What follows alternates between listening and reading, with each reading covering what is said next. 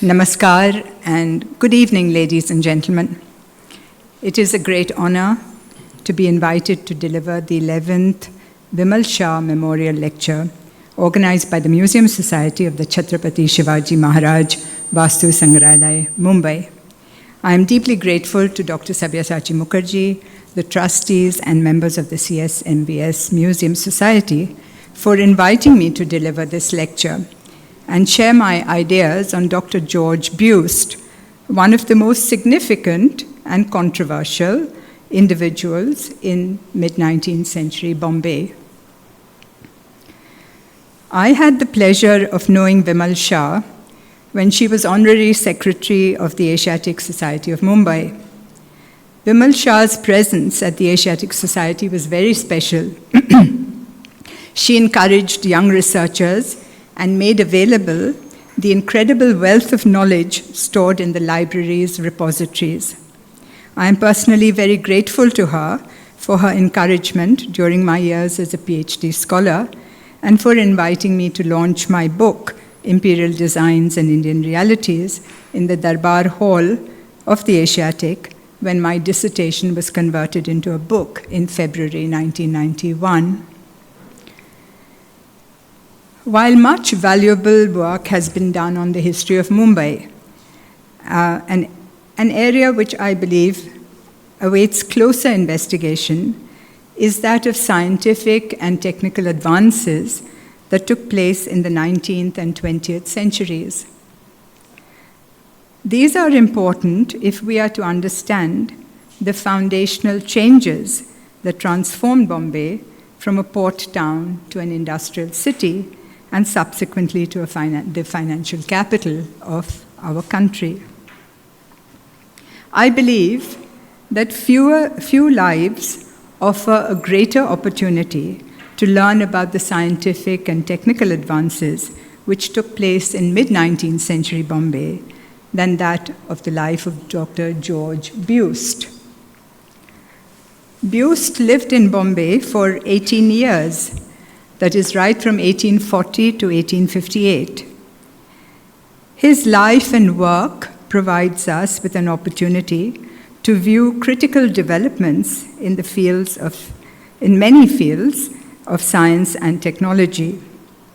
His range of interests was phenomenal, and his concern for civic improvement and public welfare was evident to all who knew him. Numerous exchanges with his peers on matters public and sometimes personal found their way into the press because he was editor of the Bombay Times. Buist had no qualms about engaging in public debates and placing them in print, and especially issues which he believed were important. Dr. Buist's life may be likened to a prism. One that radiates different colors of light on matters that ranged from scientific, technical, political, cultural, and all that engaged the Bombay public. Buist was born in 1805. He was born at a small place called Tannadice in Forfarshire County in Scotland on the 22nd of November, 1805. He was the son of Reverend John Buist and the nephew of a more famous uncle, a famous preacher of the Scottish Presbyterian Church, Dr. George Buist, of the same name. Buist studied at St. Salvator's College in the town of St. Andrews and later at Edinburgh University. In 1826, at the age of 21, he was licensed as a preacher and preached occasionally for 6 years. It is Buist's deep religiosity which would remain the hallmark of his life and influence all that he did. He epitomized the phrase that was coined in Victorian Britain, that is, of persons who preached the civic gospel. Such persons worked with missionary zeal for the cause of civic improvement, be it in the fields of education, public health, urban infrastructure, and city management. For such persons, scientific knowledge and dedication to work, they believed, were the means to progress. If there is one word which describes Dr. George Buist, it is passion. Whatever he did wholeheartedly, and he was ready to stand by what he believed was true, regardless of the consequences, and these were often to his own detriment. Buist's range of interests, which he developed at an early age, were many. They included the study of geology, mineralogy, meteorology, natural philosophy, agricultural science, mechanical and technical improvements, and journalism. Journalism remained the mainstay of his career, the vehicle through which he propagated his ideas, and his facility with writing enabled him to produce a great number of scientific research papers, even while he was editor at Bombay's leading newspaper, the Bombay Times. He remained editor for 18 years during the period that he resided in Bombay. In fact, Bombay was his adopted city because nearly half his life he spent in Bombay. His writings range on many subjects, and they reached audiences in India and abroad. George Buist's journalistic career began in the small town of Dundee in Scotland, where he was appointed editor of the Dundee Courier in 1832. Due to political differences, it is said, he left the paper in 1834 and established his own newspaper, the Dundee Guardian, along with a magazine, and this is important, a magazine to promote scientific agriculture, known as the Scottish Agricultural Magazine. In 1835, he was offered the post of editor of another paper known as the Perth Constitutional, and he remained in charge of that paper from 1837 to 1839. And then he changed to another journal, to a newspaper called the Fifeshire Journal. It was at this time that he was offered a post to come to Bombay and become editor of the newly established Bombay Times that had been set up in 1838. Though set up in 1838 and had a newspaper editor, that is J.E. Bremen, Bremen unfortunately died within a year in office, and the owners of the paper were very keen to find a substitute. Dr. George Buist's journalistic contributions during the 18 years that he remained at the helm of affairs of the Bombay Times are recorded in Arun Tikekar's valuable monograph entitled George Buist. This is published by the Asiatic Society's series of publications known as Mumbai's Founders and Guardians of the Asiatic Society of Mumbai. The series, it was in that series that his work is published in 2010. Dr. George Buist, states Tikekar, was respected for his sharp intellect in analyzing contemporary social and political issues, for his unflinching spirit of scientific inquiry, and his incessant efforts to enrich with knowledge the institutions that he was associated with. And he made a tremendous contribution both to the material and intellectual development of Bombay. In fact, Tikekar calls his contribution as phenomenal. Buist was appointed editor of the Bombay Times on 6 May 1840, and he remained editor till he was compelled to resign on the 26th of December 1857. He was, as Tikekar notes, a fearless journalist. He never compromised with what he felt was right.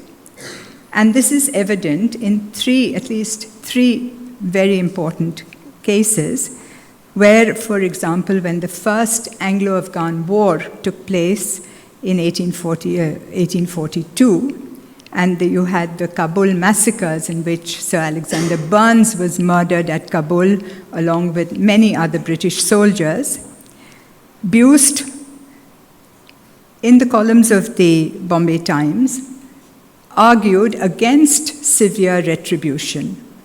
He advocated that the only way of going forward was by trying to calm the situation and work for peace. Again, in the case of the annexation of Sindh in 1843, Buist was against the idea of the annexation, and in that had very many heated exchanges, both with Sir Charles Napier and with his brother, Sir William Napier, against this annexation. So he really stood up for what he believed, and it caused a great divide in not just in Bombay's society, but in circles in Britain as well. In 1845, he'd come to Bombay on a contract, and that was for the first 5 years, until 1845. It is said he returned to Britain, and it wasn't clear whether he was going to come back, but during the period that he stayed in Britain, he was involved with a number of literary and scientific societies, and there were more than 6 such societies that he became a member of. He always saw his time in India as one where he would like to sort of bring about improvement in the public life of the city and use the newspaper to promote what he thought was necessary, both in the fields of science and in the improvement of urban living. During the time, that is before his first visit to England in 1845, Buist had been engaged with work in the Bombay Observatory. And the observatory had Professor Orlibar as its main director, but Orlibar had gone on leave, and Buist was asked to be in charge from 1842 to 1844. The observatory is really a subject of great interest, and I'd like to see, if you could please show the...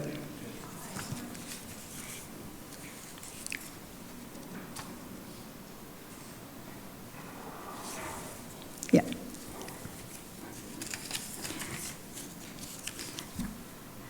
Could we have the next slide as well? Here is a tract, a booklet, which Buist published, and it was published in 1851, but it's got such a mouthful. I mean, it's some observations on the remarks of Commander Montreux on the malignant attacks on him by Dr. Buist, and that have appeared in the Bombay Times since 1847. So you find that the period that when he was in charge of the observatory was from 1842 to 1844, but on his return from England in 1845, the person who had been placed in charge of the Bombay Observatory was a man called Commander Montreux. And Montreux put forward a number of allegations complaining that Buist had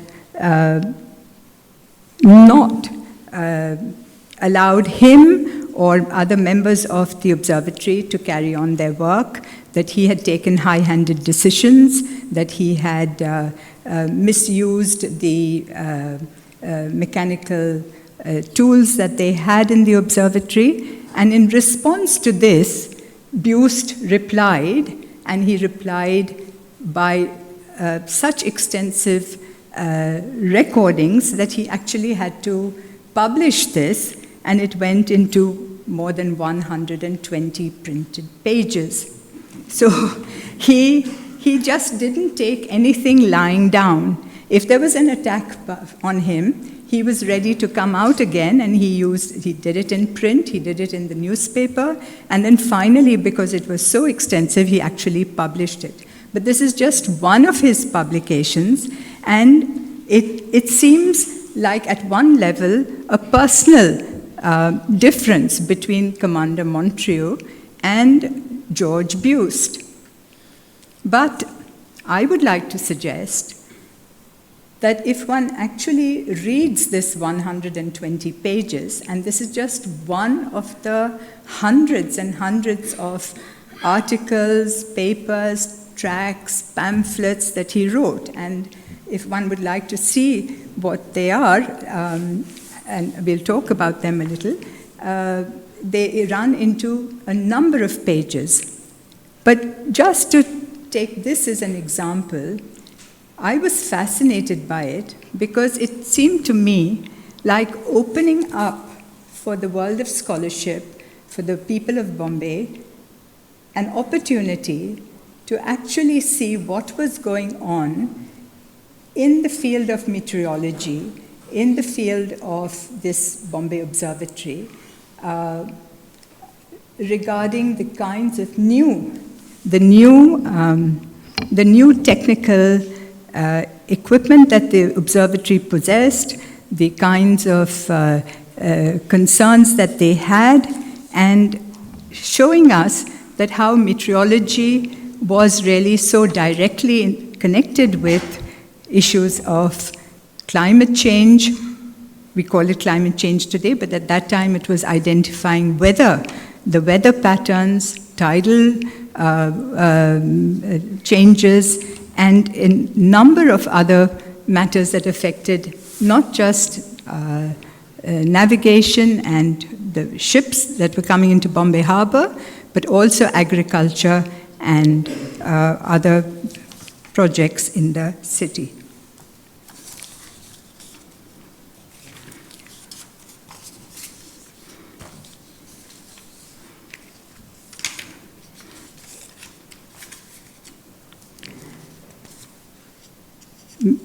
Meteorological stations had been one of the concerns in the 19th century, and it was especially Governor General Dalhousie who was keen that these meteorological stations and observatories be set up all over the country. So Buist was trying to do this for Western India, and he says in his tract that more than 170,000 observations were recorded by him in the short space that he was in charge of the observatory. Could we see the observatory again, please?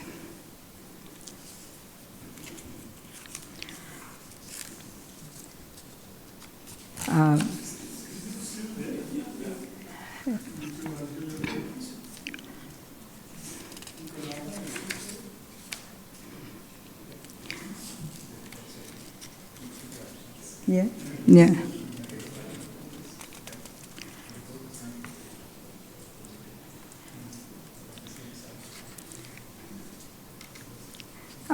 Just to give you an idea of the kinds of issues that were being taken up by him in this, he says that 3 great facts desired to be investigated at all magnetic observatories. And they include, I mean, one has to go into it. He says that the kinds of instruments that I desired were not put at my disposal. That's what Montreux said. But he says that there are only a few places on the globe where the magnetic needle points to the north. The difference between the true north and the magnetic north is normally called the variation of the compass. And historical declination is the language of magneticism is a matter of such importance for mariners. So identifying exactly how the observatory would be of use for navigation was one of the main objects of the equipment that he was emphasizing ought to be available, not just to the observatory in Bombay, but also to many other parts along the coast and to places in the interior.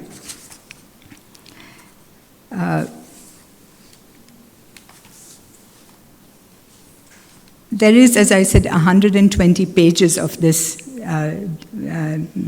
argument that carries on, but it's just this is while he is still editor of the Bombay Times.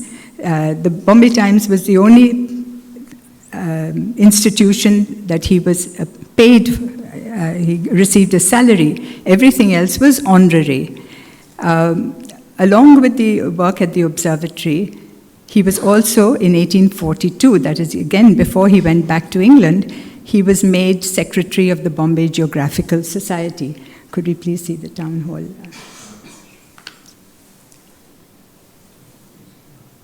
And here, in the rooms of the Bombay Geographical Society, we still have today the most incredibly wonderful records known as the Transactions of the Bombay Geographical Society. And Buist was not only a member of the Bombay Geographical Society, he was also its secretary. And if you look at the researches published by this journal, you find that, and I have been struck by that nearly half of the publications are written by Buist himself. So not only was he editing these voluminous and wonderfully detailed transactions of the Bombay Geographical Society, but he was also writing, he was contributing research articles in geography. So he's working at the observatory, he's editor of the Bombay Geographical Society, he is corresponding with people. The society corresponded and had members in many parts of the country. Everyone who came out to India and was interested in geography was invited to become a member and could attend meetings of the society and then contribute. So if they traveled to Kandahar or they traveled to the Nile or they traveled to Africa in different parts, their researches would then be presented at meetings of this society and then finally published.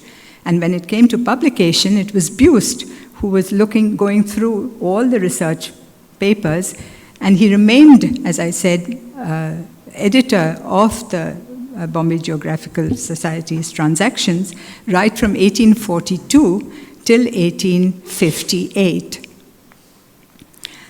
Again, as I said, it's really quite incredible, the amount and the nature of work that he did.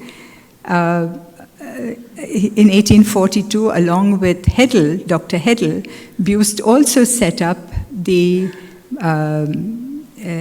botanical gardens at Sivri. He laid out the gardens of the Agri-Horticultural Society, and this was at Sivri. So what we have if we have the Chhatrapati Shivaji Museum here today, we have its predecessor in the Victoria and Albert Museum, also now today called the Bhau Daji Lal Museum. And the museum, of course, has a lot to do with the contributions of people who both donated money to it, Mumbai's leading merchants, and many administrators inspired by governors like Lord Elphinstone and Bartle Frere.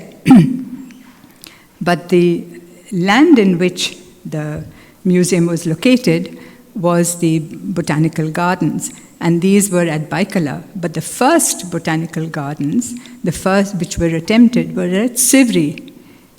And that, in 1842, was what was laid out by George Buist and by Heddle and by Dr. Giraud, with the idea of, again, providing Bombay with economic, sort of new agricultural specimens, which could then be used for improving agriculture and introducing scientific agriculture in Western India.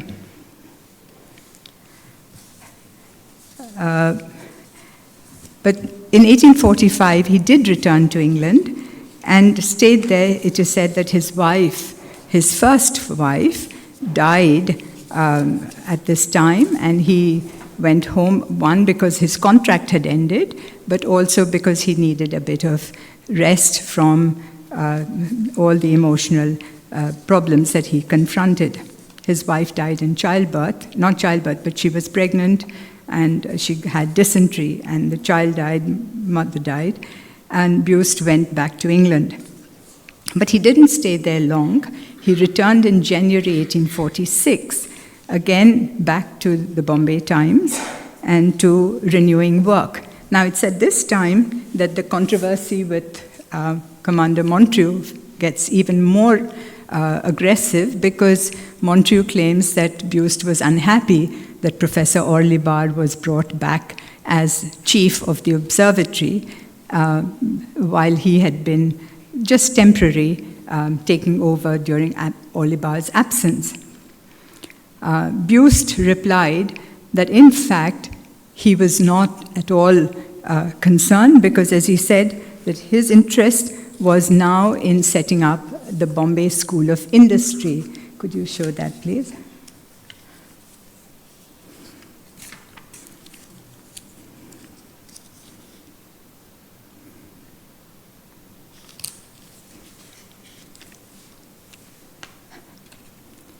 The Bombay School of Industry was set up in 1850, but work on it and plans for it were started by Buist, and earlier it had been, the idea of having this was by Mr. Danvers and Reverend Pico.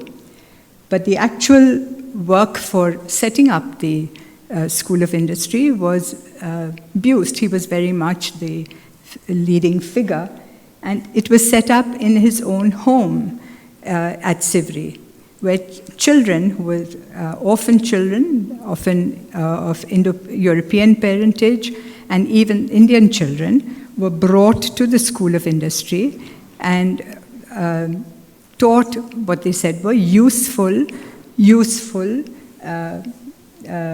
crafts, whether it was carpentry or metalworking or block printing. These were some of the. In fact, when Buist prepared his incredibly beautiful geological map of Bombay, could we see that?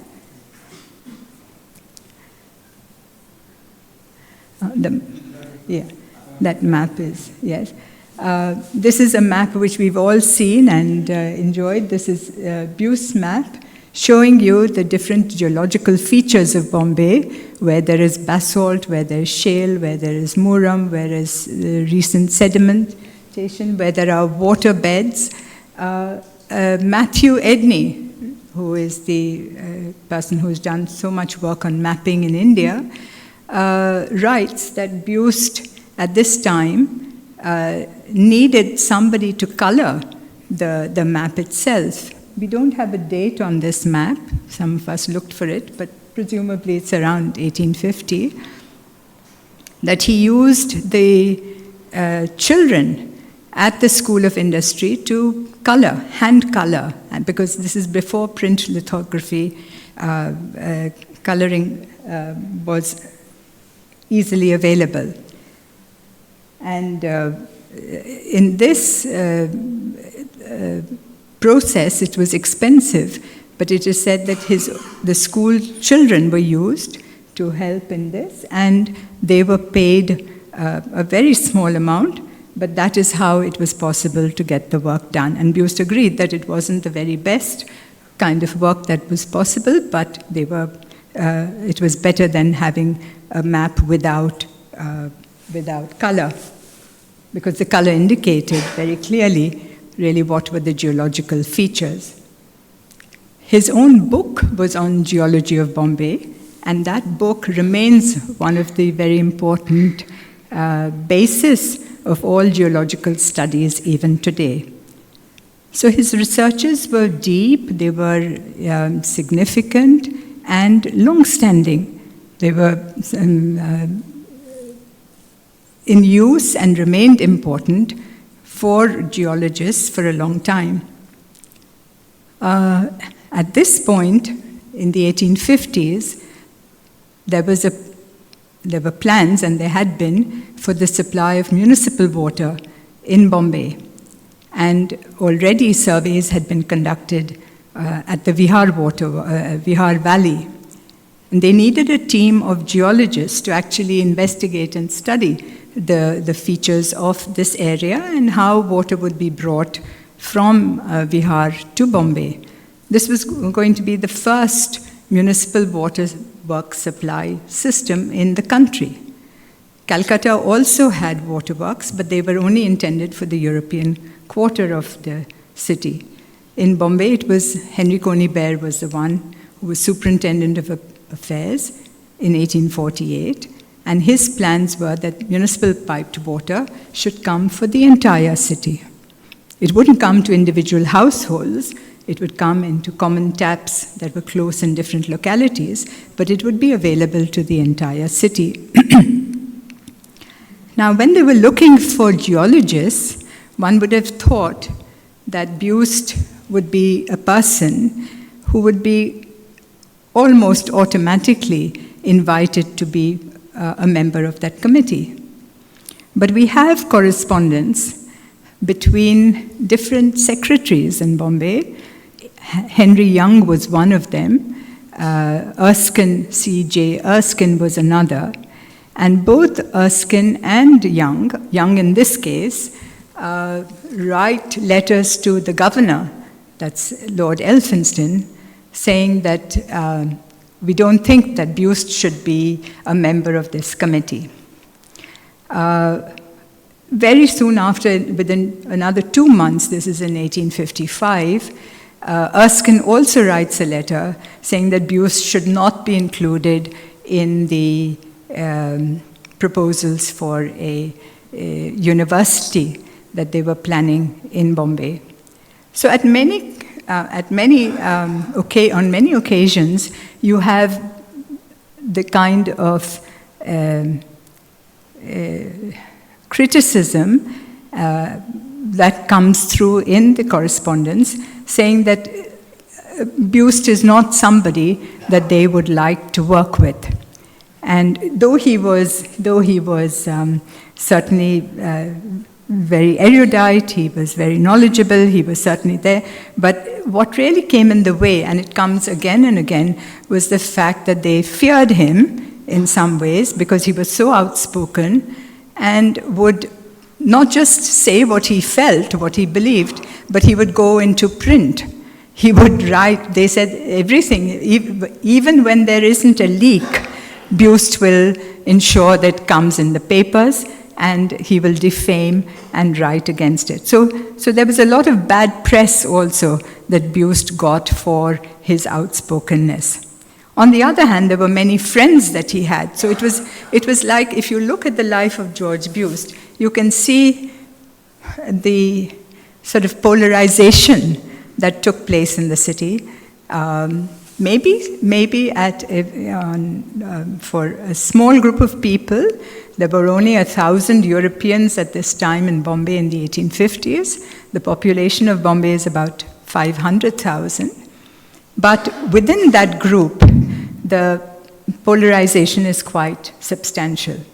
And so while Young and Erskine, at every level, neither in the Senate, nor on the Board of Education, nor as a geologist, nor in other forums, want to be associated or have him on the committees, there are others and who advocate his cause. And it's quite interesting to see who these people are.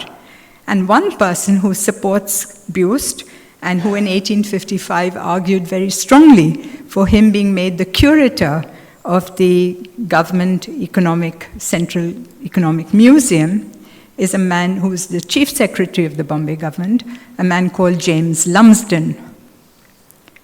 And James Lumsden writes to Lord Elphinstone saying that there is nobody better that you could have as curator of the Economic Museum than George Buist.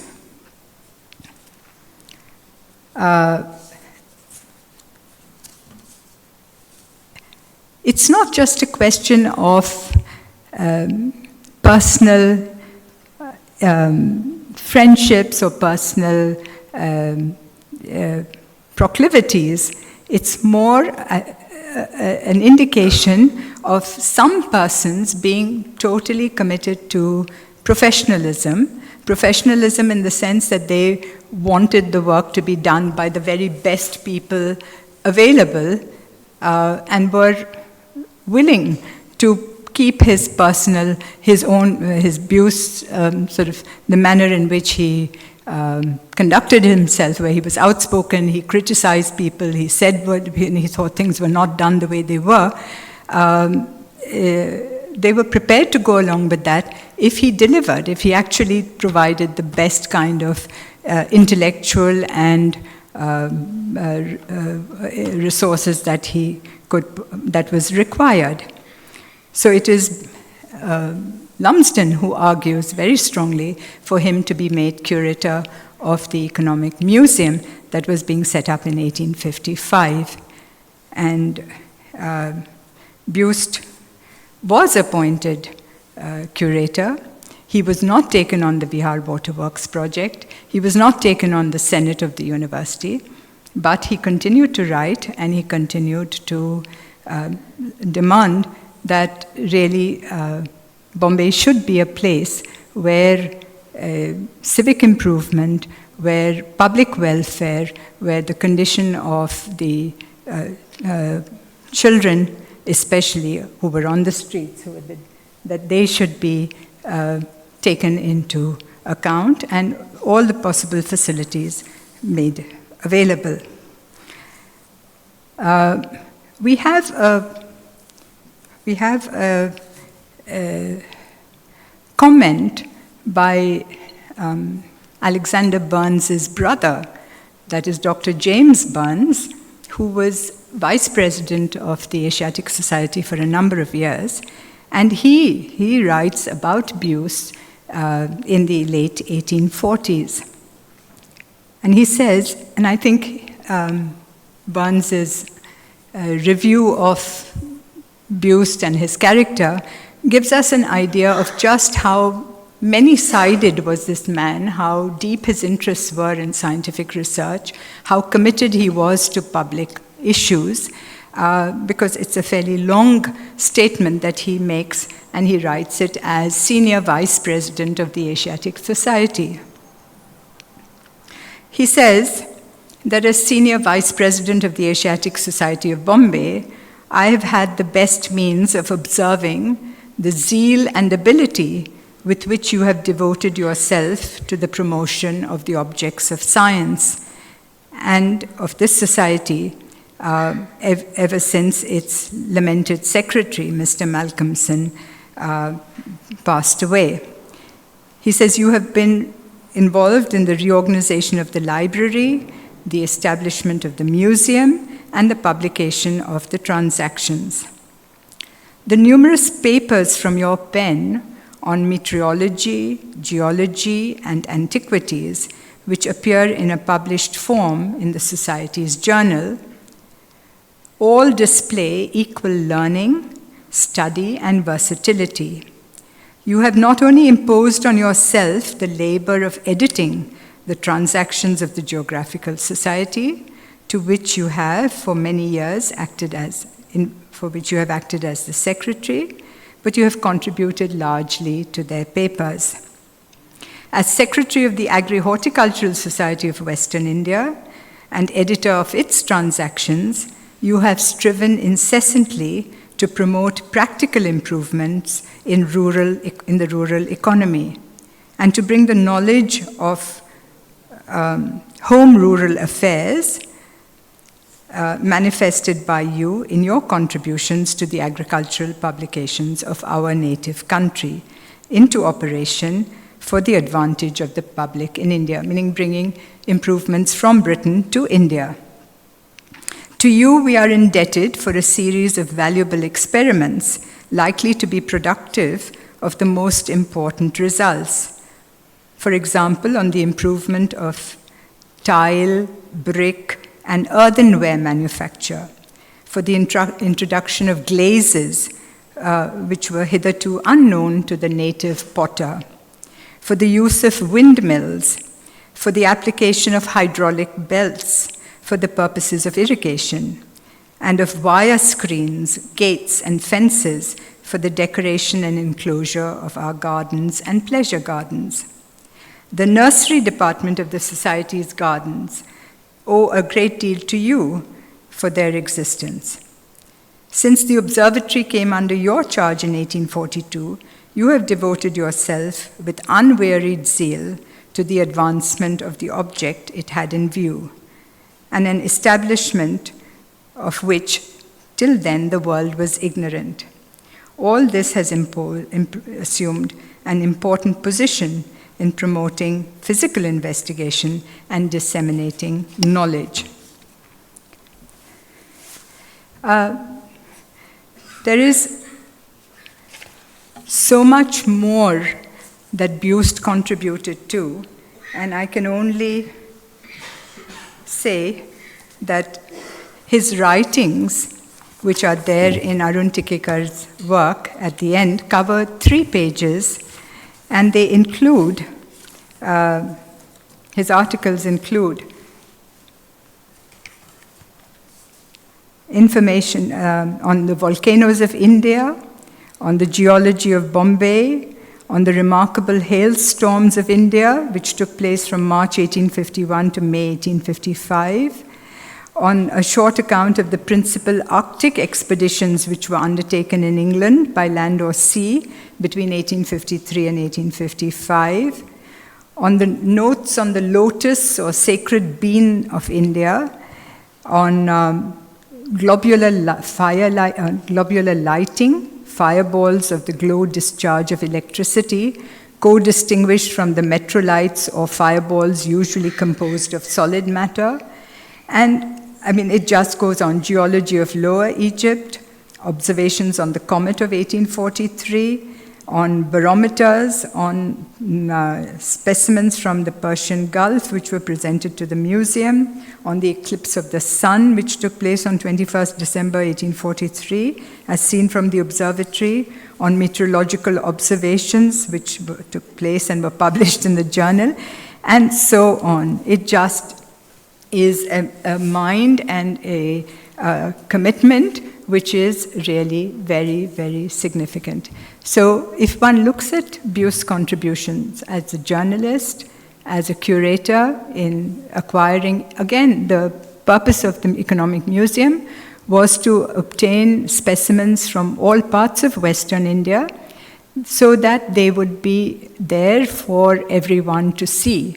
Museums were supposed to be colleges for the eye, education for the people, and that people who would come and visit the museum would also learn about what was possible for trade, for commerce, for technological improvement.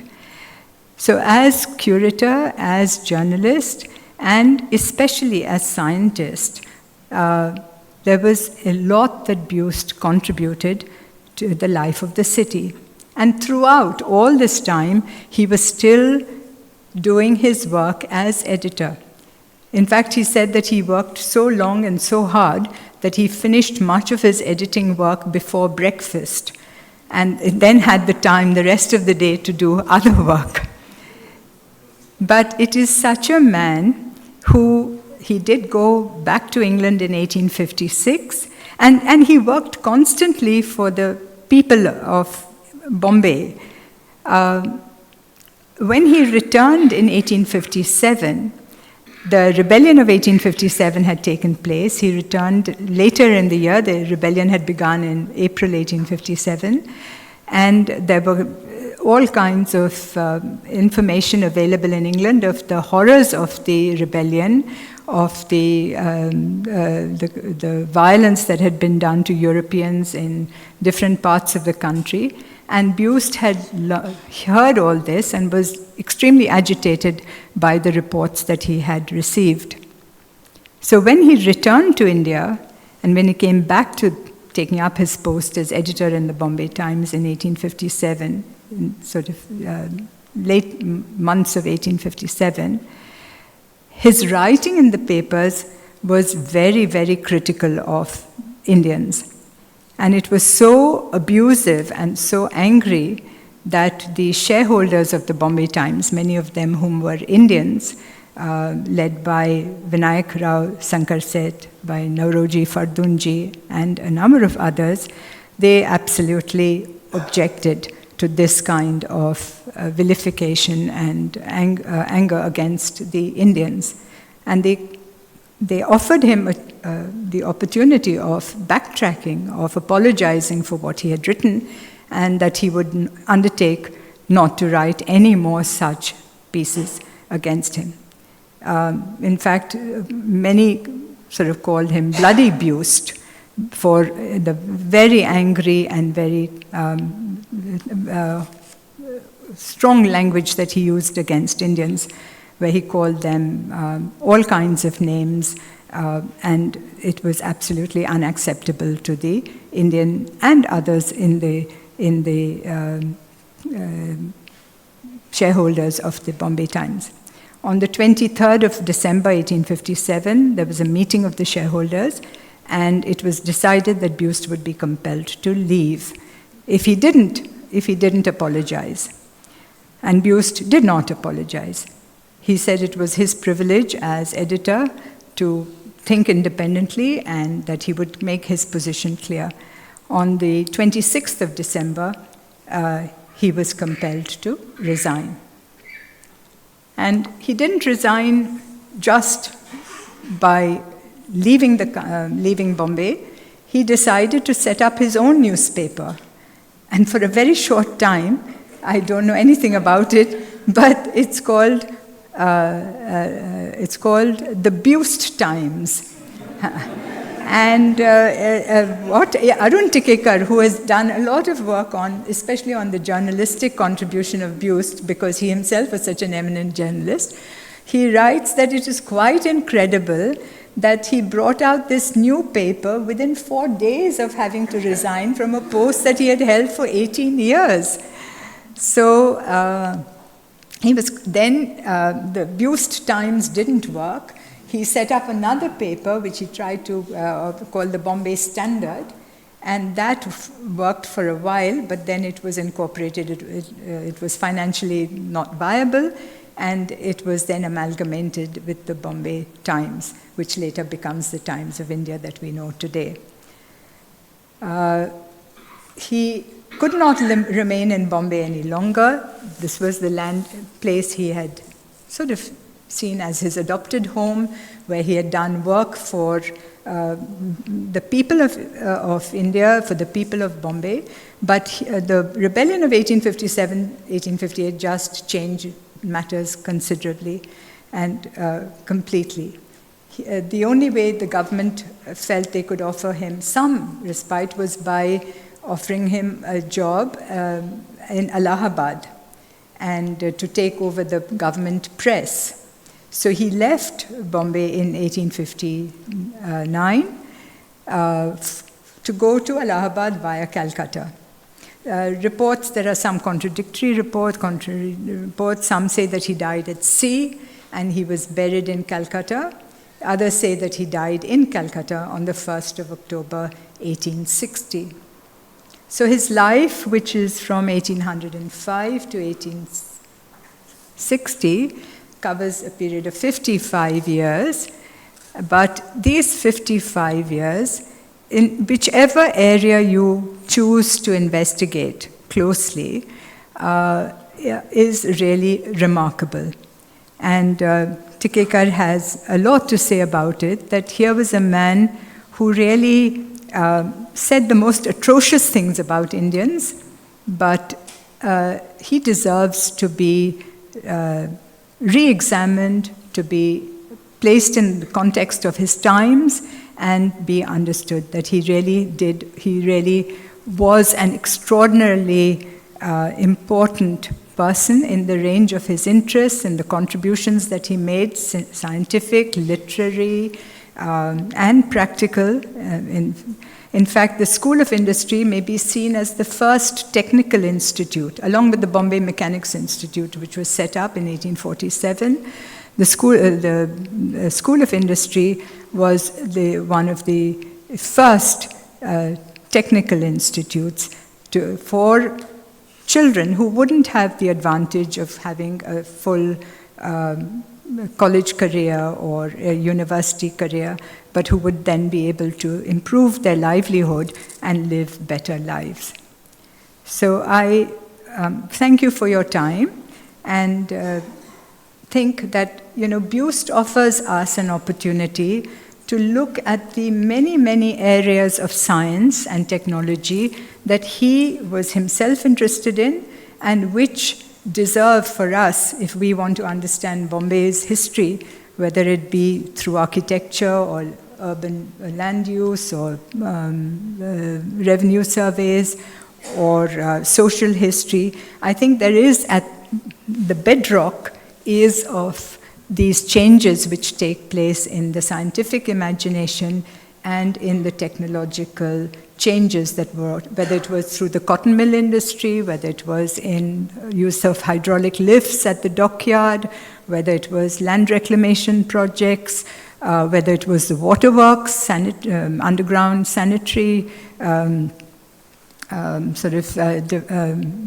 pipes that were laid.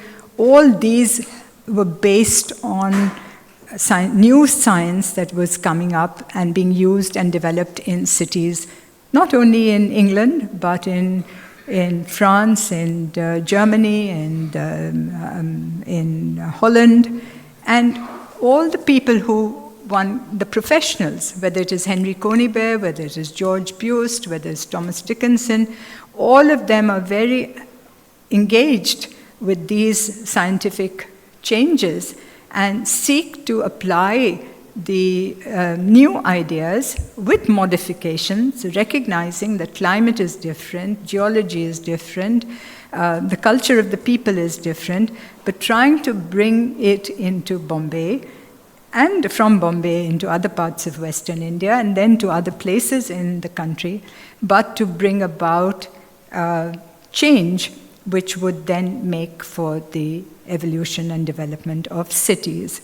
So it is really this knowledge which is very, very significant and which I think we really could do well to explore. And that's really what was important for me today, to share, to say that I think this is an area which, especially for young researchers, has a lot to offer. And these transactions which are there and which Vimal really did so much to help me with, you know, to find them, to look for them, to keep them well, that these transactions, whether it's the Agri-Horticultural Society transactions, whether it's the Medical and Physical Society transactions, the Geographical Society, and many others, they are a fund of knowledge and deserve to be both looked after in terms of their condition and to be used for our better understanding of our history. Thank you very much.